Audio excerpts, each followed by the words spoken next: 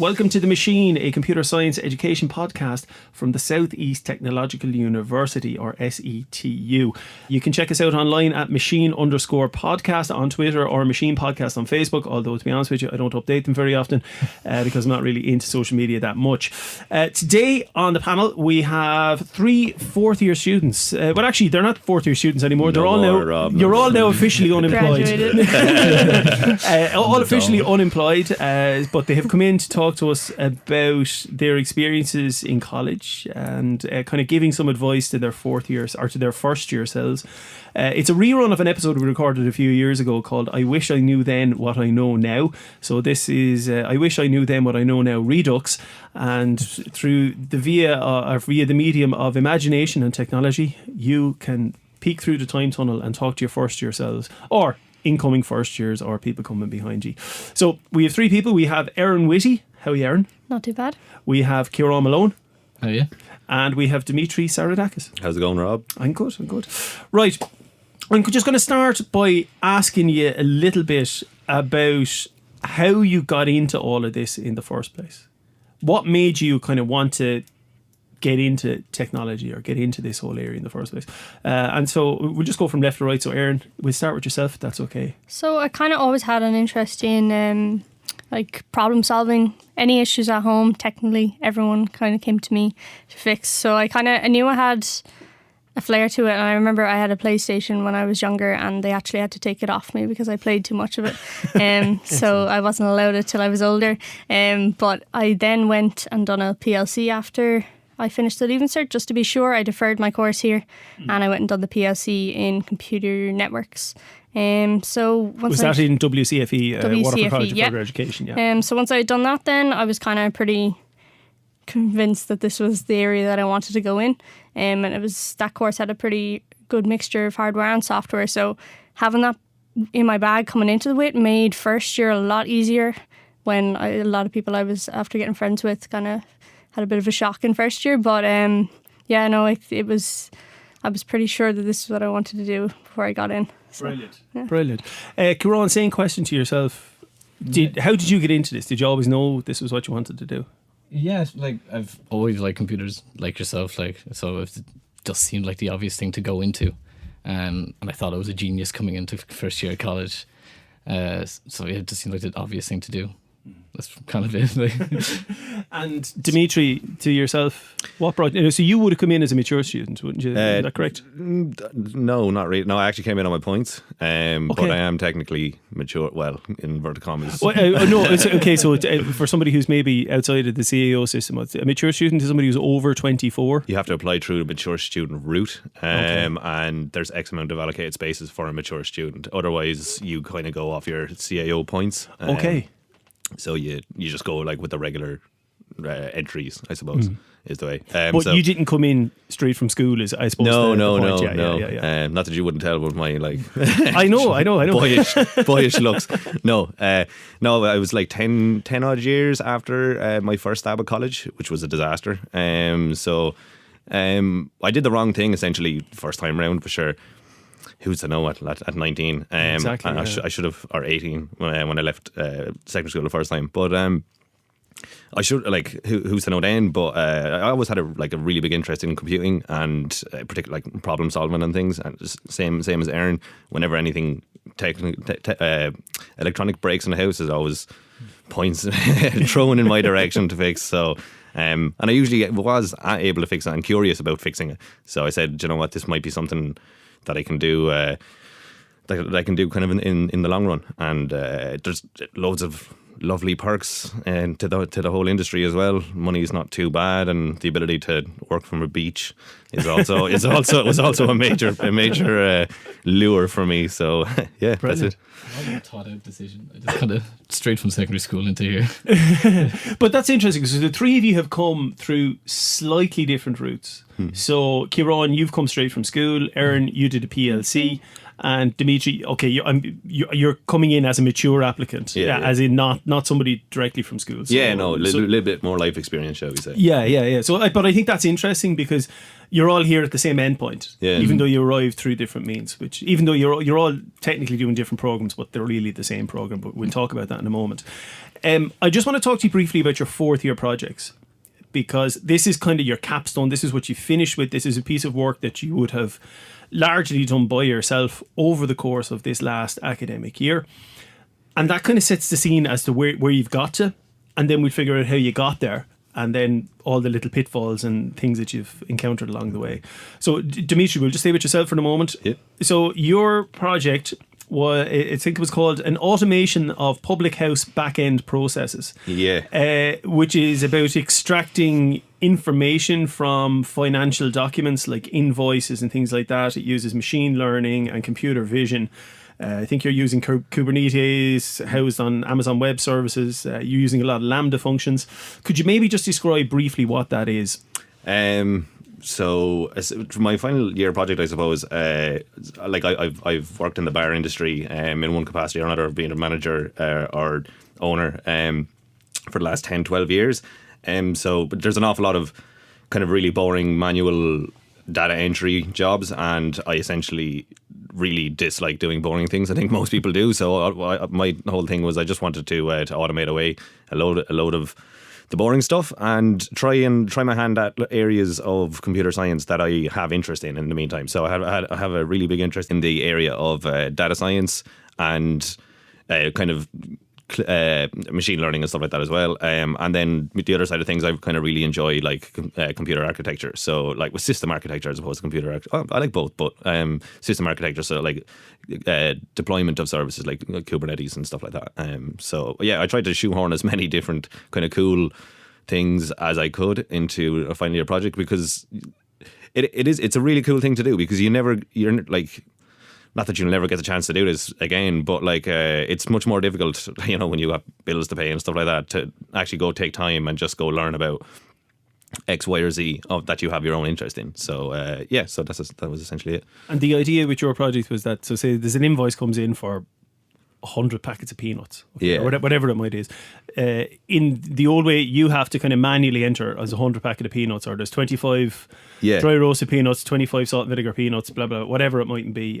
This system, through it, just reads a PDF or a scan of the document or a photograph of the document, and it's able to read the system or read the information and then populate that into the back end pub system, so that you know, okay, I've got an extra 25 dry roasted peanuts. So that you know what you have kind of at all times. It actually it does kind of both ends. So like that would be the expenditure, say, of the business, where you're replenishing stock, where you're buying more kegs and so on and so forth. But then it also kind of plugs into a POS like the till system, so that gets your revenue generated by the business as well. So like if by POS system, I mean like till software, essentially. So any kind of transaction that's incoming, anytime like a pub or whatever business cafe makes a sale, it's recorded in the till.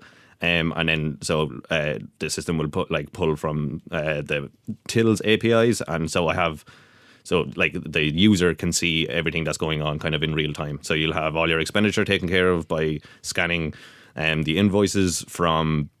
The way I'm doing it now at the minute is just scraping through a Gmail inbox, the business's Gmail inbox, and pulling out anything that's an invoice, and then reading it like that, populating databases with it, and then from the other side, the transactions. So you kind of get an overview of the entire state of the business at any given time. But the idea is that it's automated and it saves you time so that you can, I'd like to say to do more exciting things, but I'm sure you've got plenty of other things to be doing. You know me quite well. Okay, so Ciaran, then for yourself, you did a Unity playtesting tool. So this was a kind of like an actual software development tool that you built as your final year project. It was designed a kind of a module that you would insert into Unity to kind of track play testing of a game that a developer might do. You were using obviously Unity. I think you wrote in C#, and you've got there's some Node.js in there, and I think you had a Mongo DB backend. Every technology just threw into. Okay, so describe what that is. Yeah, if you don't mind. So like because I'm in the game dev stream, a lot of people are making games, but I wanted to try build something that's more helping developers themselves. So I was like being a tool developer for other developers. So I wanted to help with the playtesting phase of game development, which is like testing every piece of software. But playtesting, there's just so much information that you can take in while someone is playing your game and you're just writing down notes. I wanted to like automate some of that process, or as much as I could. So I developed a generic tool that like can attach to any existing Unity game. And Unity is a game making tool that can then the developer can then set what they wanted to track. So like movement, progression, whatever they dealt as like necessary, which was a lot of work to make it generic enough to work with most games. And then it would store that data and then either remotely or locally. So if it was remotely, it would go through a server, like a Node.js server, and then MongoDB database, and then back and forwards. And then it can then finally then visualize that data within the scene that the data was collected in. So like a heat map of like, this is where all the points where the player was getting attacked, or this is where they collected coins, or just visualizing some information. Because like that was just an issue I came across when developing games in my own time. It's over just so much information when you're doing playtests, and I just wanted to automate at least a little bit of it. Yeah. And you tested your own playtesting tool with your classmates because they plugged it into a lot of their games. Yeah, so it was playtesting with playtesting. It was just a jumble of words, but it was made for, because I'm working on projects outside of college. It was just brought from a need for it there. So my playtesting was watching them set it up, giving me notes of what went wrong and when it broke, and then let them use it, and then when it comes back to me, what went wrong. There's a lot of feedback, there's a lot of back and forth, because my end user wasn't a person who wants to play it, it's a developer who wants to add it to their pipeline. So it was a lot of they wanted to know a lot more what was going inside, so I had to write up a lot of documentation on this is what each piece does, and two, it actually has to be useful and like actually help with the process and not hinder their like pipeline of work. Yes. So it was completely different to what I was used to. It was I wasn't expecting it to be so different, but it really was. It's definitely an area I'm really interested in going into now, of just developing for developers and automating and speeding up pipelines in the process of just development in general. Brilliant. Cool. Yeah, it was class. And Erinn, to yourself then, so your final year project was a thing called Ripple, and it was a kind of a coastline marine monitoring system. Yep. It was there was a hardware element to it. It was built like, it looked like kind of like a life buoy. Yep. And there's a bunch of sensors attached to it, and like temperature and all sorts of stuff about a particular coastal area, using Python, a thing called Magic Mirror, which I don't know what that is, but I'll ask you about it now. It was built using an Arduino, was it? An Arduino and Raspberry Pi? It was using a SciPy, the micro Python SciPy. Okay, and Python and all of this kind of stuff. So could you just describe what that is and where the idea for that project came from? So Ripple is Internet of Things marine monitoring system. So it has two sensors built into it, and then I'm also using API to get more data. So the full end-to-end connectivity from the hardware all the way to the front-end dashboard for the user. So it's aimed at swimmers as kind of an informative dashboard that they can look at before they even leave their house to go swimming. It's all to do with water safety and the increase in interest in sea swimming at the moment. So basically the PyCom SciPy is the main powerhouse of the device. So that is powering, it's using a LiPo battery to power the whole device and the circuit, and so then the data is being collected and it's being sent using Sigfox, which is a global network provider. So then from Sigfox, then it's going to ThingSpeak, which is what I'm using as my like data collection storage area. You can perform more analytics on it there, but I pretty much just needed it for storage because I was taking it from there and then moving it to Magic Mirror, which is a modular dashboard. So I created different modules and used third-party modules then to create my dashboard, which the user sees when it's hopefully published online. Yeah. And the idea then would be, so I think you were using Ladies Cove and Dunmore as a kind of a test place. So you could open up this and you could see not this is what it's like now and this is what it was like a little while ago and what it's going to be like in the near future as well. So you can plan your swim accordingly. And this device is just there. And it doesn't need much input it doesn't need much maintenance. It's just kind of there. It runs out of its own battery, blah, blah, blah, all of that kind of stuff. Yeah, and it's pretty scalable as well. So you could have multiple devices all across the river estuary feeding in data the whole time. Class. Right. So this is a question for all three of you. And whoever wants to take it first can take it. So like you've mentioned things like machine learning and Kubernetes and Sigfox and Magic Mirror and MongoDB and Node.js and C#. If I had used words like that to you in first year, what would your thoughts have been? Scream. Yeah. Time to leave. Yeah. Like, would you have known what any of that was? It's just probably some of it didn't even exist back then, but you know. No idea. I think I'd pretend to know. Yeah, maybe. Yeah. So like the point is, if you were trying to explain that to your first year self, how would you go about it? Would you, like I said, this is what you're going to be doing. Would you have believed it? I wouldn't have believed it at the start of fourth year, to be honest. I suppose the one good thing, but like a good thing that the course did give me anyway was like an ability or a kind of a little bit of a confidence that it didn't matter what it was. Like I didn't do any machine learning throughout the first 3 years. We did a little bit data science. We started doing it in fourth year. Which would be cool if we had done it like a little bit earlier. It was just my area of interest. But just the ability to kind of sitting back and looking at it now, being able to say, Jesus, I can actually learn that. You know, I can. I've found a way to learn. I've learned how to learn, I suppose, is the key takeaway from the course for me. And yeah, able to go into the nuts and bolts of how machine learning models work. It's just what I did for mine was fascinating. Like, and that's how the model that I was using one of the models I was using for mine is essentially the model that that Google search is based on, that like Alexa, NLP, like all of that kind of stuff. So like being able to actually understand what's going on underneath it is mind blowing, really. I didn't think I'd be able to do. I still don't know it inside out, obviously. But at least being able to hold up a conversation with people about it is really cool. Right. So I have a question for all three of you, and I'll ask each of you in turn.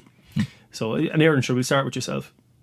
If you could give so I'm going to ask you the question, but the preface is you're finished, you're done, right? So we're just having a conversation. You can kind of say what you want. I'm not holding back marks or anything like that. If you could give your first year self one piece of advice, what would it be, Erinn? I think, kind of like Dimitri touched on, having a bit more confidence in yourself. I found that a lot, particularly after doing placement in third year, that it opened up a whole new side of myself that I didn't really. Because when you get thrown in placement, it was like there's no kind of falling back on your classmates. I can't do this, and can you give me a hand and this, that. It was kind of, you have to learn to do it, figure it out yourself. And I think it brought full circle back to the whole problem solving that I was interested in before I even got into college. In first year, you kind of tend to just follow the pack a little bit because you just want to do the best you can and get through the year. So I would, be a bit more confident in myself and my abilities, and appreciate the new things you're learning. And where did you do your placement, if you don't mind me asking? I done it in the Port of Waterford. Okay, right. Yeah. And right, so we're talking now in 2022, so this would have been last year. So you would have done this during COVID. Yes. So that must have been difficult. I'd imagine for all people doing placement last year, it must have been difficult because you're not getting the workplace environment, kind of even the mentorship or the bit of crack that you get in that. So it must have been difficult. Yeah, it was, particularly in the beginning, like your meeting in the port, there's kind of the immediate office group, and I think there's about 9 or 10 people in the office, and I was kind of meeting them as I went along through emails and different Zoom meetings, but it just wasn't the same as when you'd walk into an office on the first day and kind of be introduced to everyone and you'd make your relationships from there. So I was kind of, this is our new remotely hired person. That was kind of how I was being introduced. But for the second, as COVID kind of calmed down a bit, I did get on site a lot more, which I found much better to actually physically see all the any issues that we had and resolve them in person. And just because, okay, you're working for the Port of Waterford and your final year project was to do with kind of marine monitoring. Yeah. There was obviously kind of did that idea formulate whilst you were there? Yeah, because they have a similar system over there it's particularly aimed at marine pilots. It's giving them crucial information in order to do their daily jobs, monitoring the estuary as they come up. So then I kind of tied that into my personal interest in swimming, and that's where the project came from. I think that's one of the things about all three of your projects, and actually all of the projects, because I saw most of them last week, you could really tell the ones that had a personal connection. You know, that there was a motivation. I wanted to do this because of this in my life, whatever it might be. You could really tell people were engaged in them an awful lot more than maybe, I just did this because I thought it would get me marks. You know, yeah, class. Right, so Ciaran, if you could give yourself, your first year self, a bit of advice, what would it be? Only one. Yeah, you can give yourself 2 bits of advice, whatever you want. I definitely in first year didn't realise, like when you come into college from secondary school, like it's a more adult orientated situation. So like you just need to act a little bit more mature in some areas, but also everyone else is just a human, and you can go up to them and talk to them, and there is support there. Like I really wish in first year I reached out to more of the support areas. Like there's support for all sorts of things. There's nursing there even when I was sick, and there is I'm dyslexic, and I rarely use the dyslexic office until like this year when I had to write a report. If I realised earlier on how much help they could give, I would have definitely went way faster and run straight to them. And just generally just talking to lecturers, because they're usually way easier to talk to. Like they're just, as I keep saying, they're just people. You don't have to say that now because I'm in the room. Looking at no, they're monsters. Can't make eye contact.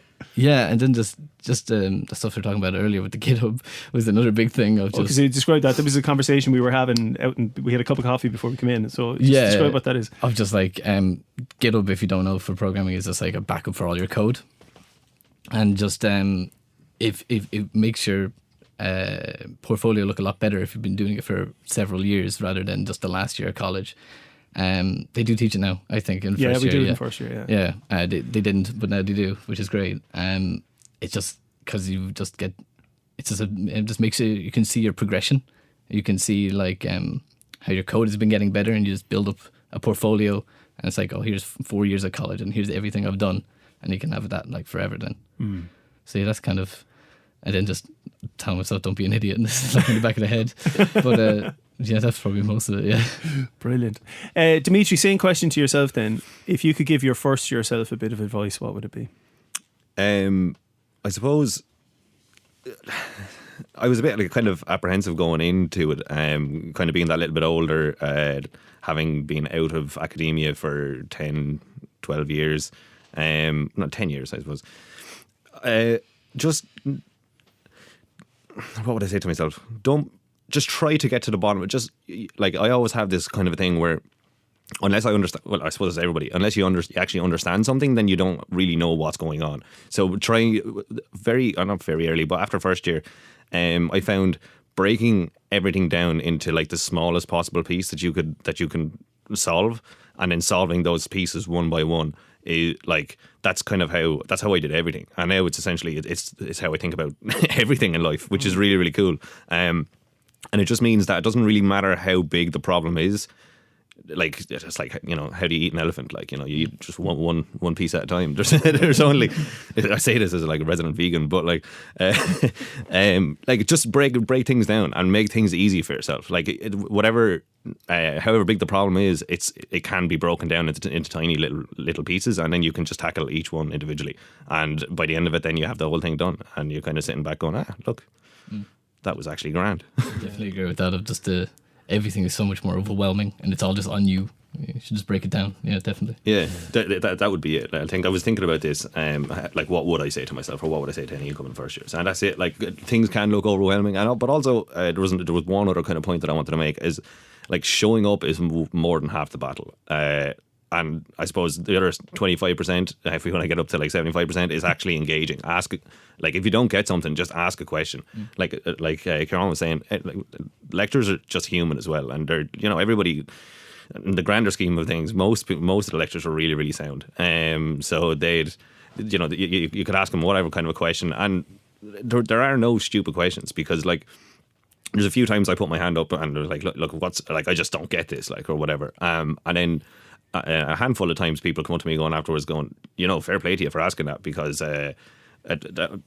I wouldn't I didn't know what was going on either, so everyone was waiting for one person to ask, and I think that's I found that quite maybe it's the kind of maybe the kind of person that goes into computing or something, but I found that an awful lot of another thing I'd say is just ask more bloody questions. I found like I maybe I say this because I was the one who asked loads of questions. Maybe everybody's sick of listening to me, but no, I tend to ask a load of questions, and then people kind of came up to me afterwards and they were like, "Oh, look, fair play to for actually asking that," because now we all kind of get it. Like so, ask questions and break things down into small things. The questions thing is a great one. I mean, I'm always because if you have a question in class, there's a good chance at least 10 other people in the room have the same question in their head, but they just won't articulate that for fear of whatever. Always, and from the other side of the table, I love when somebody asks questions, because it's like, okay, this is the bit that's missing, or this is the bit that's not clear.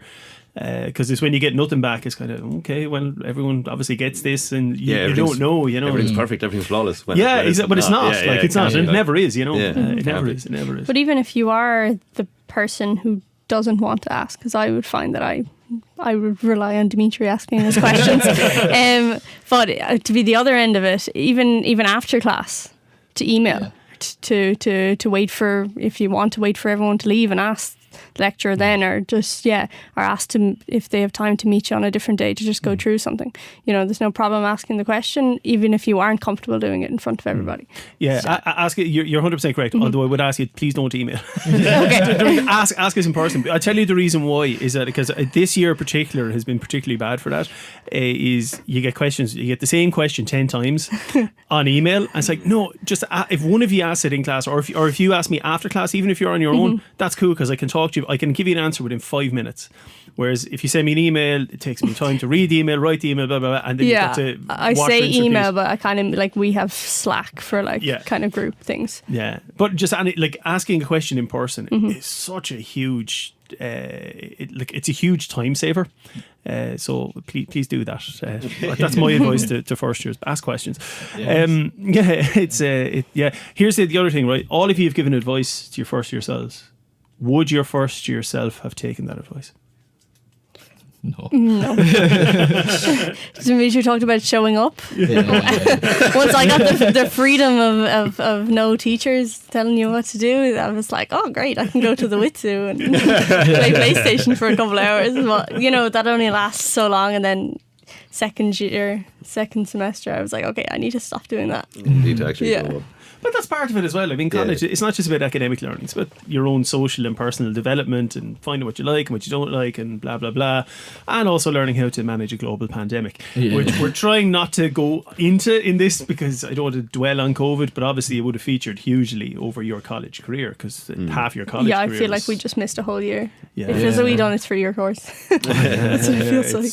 It's I did miss a whole year. Wait. Right, if you could change one thing about WIT/SETU, what would it be? And Erinn, we'll start with yourself.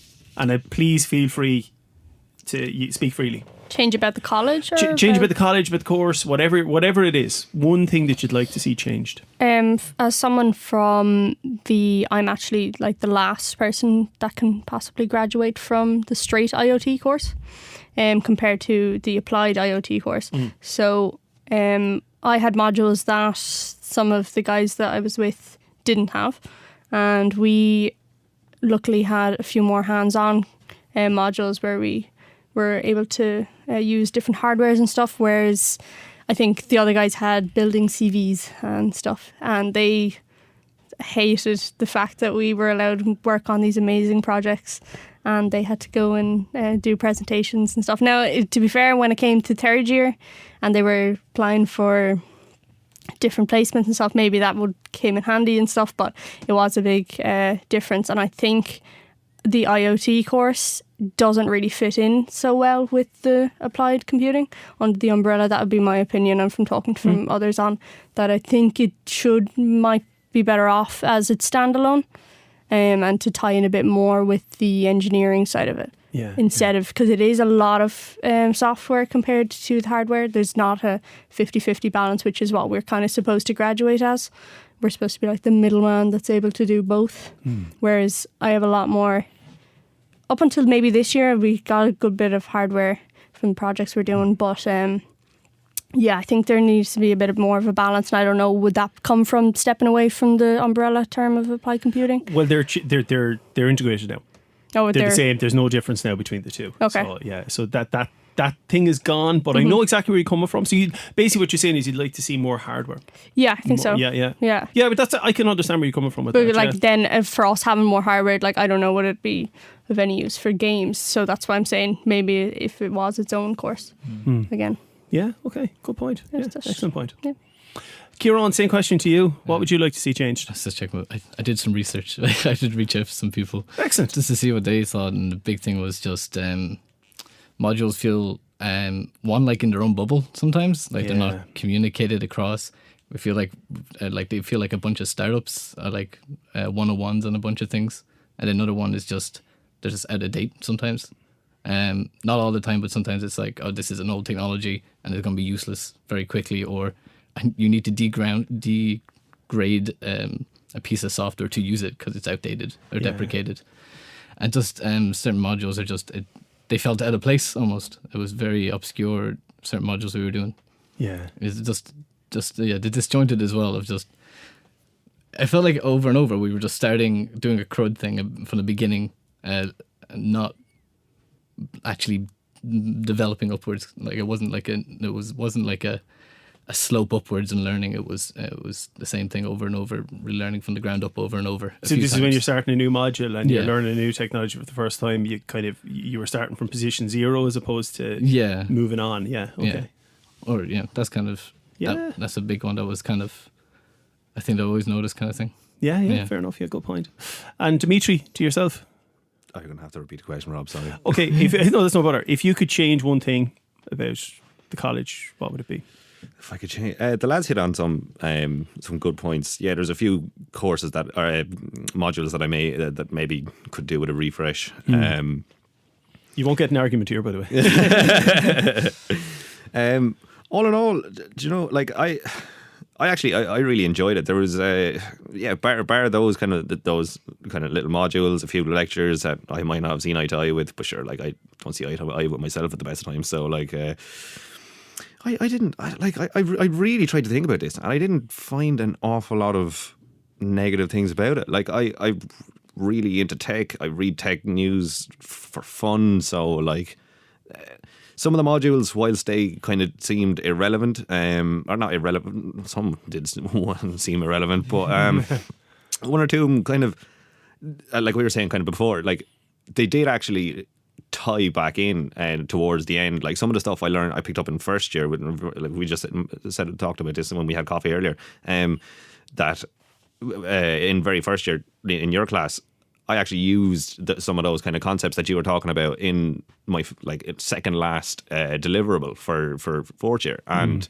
and only for then it was two completely randomly abstract things, but only for having covered that at some stage, I wouldn't have been able to do the final project to the final assignment to the extent that I was able to do it. Like so, there's definitely places to work on. But overall, I thought like I came away with a great kind of understanding of how to learn. I think it's an awful lot of it is what you kind of put into it. Like you get out what you kind of put in, I suppose. Yeah. I will say I'm not completely negative on everything I do. That I did enjoy it. No, that's absolutely. Like I asked you that question because I want to hear. I want to hear your thoughts. I mean, hearing about modules being refreshed, hearing more hardware, I think that's a really interesting one. Like I won't disagree with what you're saying there, because I mean, because to disagree with you would be to say that we're perfect, which is not true, and nobody is, you know. And we can always strive to be better and figure out how can we do this better, how can we bring this on, how can we and like what you said about modules appearing as islands. That's something I've struggled with for quite a number of years, and trying to link them back together again. They often don't tie in together until fourth year, or actually usually third year, actually, when you go on placement, because suddenly, there was all this stuff with boxes on a board that I didn't really like, but actually now I'm working in a team with loads of people. Now this kind of might make a bit more sense or whatever. But I know exactly where you're coming from. Yeah, no, all three of you make excellent points.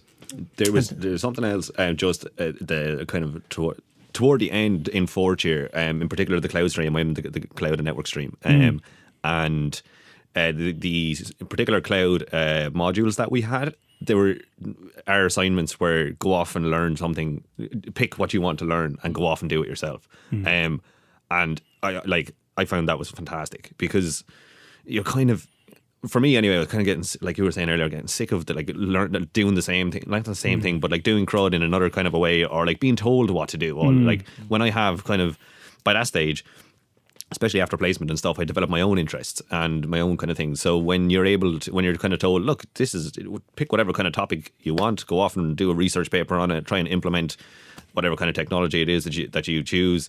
That's really cool, because then it gives you an opportunity to just learn some cool new shit, like, and then but B, it just like it keeps you it helps keep you engaged. And I think it might be a little bit more work for the lecturer. I appreciate that, maybe. Then kind of, but I don't know. Fourth year, my experience of fourth year, because I typically teach first year and fourth year. I haven't taught fourth year this year, but I love it when you just go off on one with students, because generally speaking, fourth year people are engaged. They're they have a bulk of material behind them, so I think even like from second or third year, maybe even giving people that option to do something that they wanted to do or that they find interest in, instead of everyone just kind of doing the same assignment. Like, I think I might be an outlier in most of the assignments that were like, so we're building a, I don't know, movie app or whatever the hell it is. I was the one who was like, is there any chance I can just do something that's not that? Like, and to be fair, most lecturers were really accommodating, and they were like, look,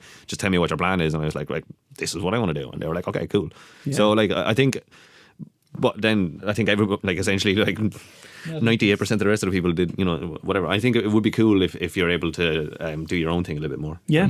I was just thinking of the freedom thing. There was definitely a good few modules there in the game stream anyway, of make your own game and do it as bizarre way you want to do it.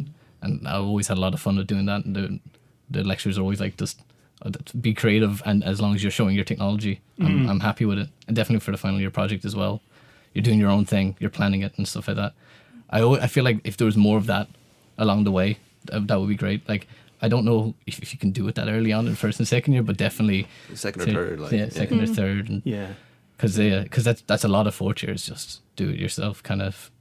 It was very, I found that very, very, very interesting, like very good. Well, typically you would find that in courses like fourth year. You want it to be largely self-directed, with a little bit of kind of shepherding along the way, course correction if you go off, if you stray off the path too far, or if you go off down a rabbit hole and you can't get out. But it depends. But again, it depends on the module and the individual and all that kind of stuff. I also think like first years coming in, like, it changes throughout the 4 years. Like each year is going to be different, like I definitely, everyone knows that like second year it just gets way harder, but then third year it's different again with your work experience, and fourth year again is completely different. So like if you are like, I'm not enjoying this year, hopefully you might enjoy the next year. Like it's hard to know. The other thing I always say to first years, just because I would have experienced it myself now 25 years ago, was like, if you don't get something straight away, that's okay. Particularly programming. I think back in my day, it took me nearly a year to even get into programming, really. So if you don't get something first, that's okay. Just keep plugging away at it. The trick is, if you throw your hands up and say, I can't do this, you've built a mental block for yourself, so you won't do it. you know, whereas when it might actually click, especially like say when it comes to programming, like you're by your second or third language. When the one good thing it's by your second or third language. I know what you mean. no, but like it's like we start off with like kind of a rudimentary Java, right, and then we did like a little bit of Python and in first year, it's a little bit of JavaScript. But once you kind of learn to see the abstraction of like they're all essentially just doing the same things with a different kind of a flavor, a little bit of different syntax, a little bit of whatever. And once you kind of get that, then I think a lot of it starts to kind of click. For me anyway. Maybe I'm just weird. I don't know. Right. Outside of kind of academic or technical skills or knowledge or that kind of stuff, what has been the most positive experience you've had in your time here? What's been your best memory of the time here, COVID aside? Erinn, start with yourself. Like best experience in here? I suppose it's just like, it could have been people you met, something that happened someday, something you learned about yourself. It can be anything at all. There's an open-ended question, but outside of, I'm really glad I learned JavaScript or something like that. Do you know what I mean? Like something that's not necessarily technical or academic. Yeah, well, from doing the project modules with Jason, his whole like psychology is, to keep moving forward, and it's the minute you go into his room, the whole atmosphere is to give confidence in yourself. And even like we're working on group projects together, but everyone kind of has their own individual task. Now you're not like assigned tasks, but you pick up stuff that I can do this, so you talk to your classmates, and it's real good experience for jobs afterwards. And I just have some great memories from being in there, and it has been by far my best from the 4 years.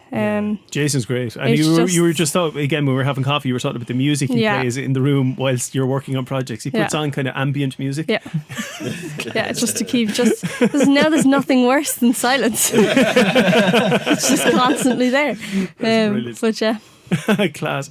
Ciaran, same question to yourself. Outside of kind of basic technical skills and all that kind of stuff, what would you say has been the most positive thing that you've learned or discovered about yourself? I just the people, I suppose. Definitely college, I realised I'm definitely a people person, but also incredibly a lot of anxiety, but like just forcing myself to be around people, just definitely a better person for it. I wouldn't have said yes to a podcast 4 years ago. I almost didn't say yes, but just and all the societies and just learning new skills and just introducing to you don't get that in secondary school. You're introduced to a whole different world of the actual world of different. And I didn't think this year I picked up table tennis for some reason, and I competed in it. I lost horribly, but I learned a lot. And you don't get opportunities like that. And like that's the one thing of like in college is there's so many options, societies and all sorts. You just don't have that option, and I'm kind of sad that that's the one thing I definitely missed the most of us all, just all the people and making lasting friendships. Well, you can always come back and do a postgrad and carry it on. Keep me coming. And Dimitri, same question to yourself then. Outside of technical things, what would you say has been your most positive experience or your best memory? Or outside of technical things, I suppose. Well, for me, a big thing was like learning how to learn, and I guess it might be kind of technical as well, but like I kind of really fell in love with initially my plan was to come here, do 4 years and go off and get a job, right, and I kind of never look at academia again. But like I find myself like last night I was reading Jesus, I sound like a nerd, but I was reading like a research paper on a new machine learning model right, so for fun, in inverted commas, like, I was like 12:30 last night, like, and and this is just what I was doing, right, and like kind of like that I would have never been able to understand it like 4 years ago, and like I didn't understand obviously all of it last night, but like the ability or the confidence I had or I do have now to kind of go, well, I don't quite get that, but sure, I can always just highlight that word, go off and look what that word means, and then the whole lot of it kind of clicks. So like I question everything much more now, and Jesus, my teenage self was questioned everything as well, but in a completely opposite and detrimental manner. So yeah, I suppose that's a real positive, as well as kind of I got kind of being like slightly older and I suppose having more life experience. I got a real kick from helping people who maybe don't have, like I'm quite extroverted kind of anyway, so helping people who who weren't who aren't kind of, you know, that kind of a way. I got a lot of kind of enjoyment or whatever out of being able to help people. I would be able to say, look, you know, this is what you're doing wrong, or this is, or maybe sometimes I was wrong as well, but like, you know, maybe kind of think about it like this kind of a way. I found that being able to give advice, I suppose, or try, for whatever was good or bad. I found that really cool, because I never thought I would like to teach anyone before. Like, I grew up not enjoying teachers, so and it's completely made me shift my focus on like academia as a whole, I suppose. So that's my takeaway. And hopefully you all make good friends as well. I hope you did anyway. And you can carry on, carry on through the rest of your life, because I'm still friends with people I went to college with. Like, you know, it's good crack actually. I say some of the lads will be hearing my shy talk for a while. Brilliant. Well, right, to Erinn, Ciaran and Dimitri, thanks so much for coming in today. You didn't have to come in today. You came in especially to talk to me. I really do appreciate you coming to record the podcast. I hope it's of benefit to the people coming behind you, and it might even be something that yourselves you can look back on in 20 years and go, Jesus, I can't believe I said that. Or you might also say, I can't believe I said that. You know, lads, thanks so much. I really do appreciate it. I wish you all the best with your future careers, whatever you might end up doing, and you're always welcome back here around the halls of SETU or you know, whatever. Well, it'll take me a while to get that into my head. Yeah. Class. Lads, thanks so much. Rob, thanks very having much. Cheers for the free coffee.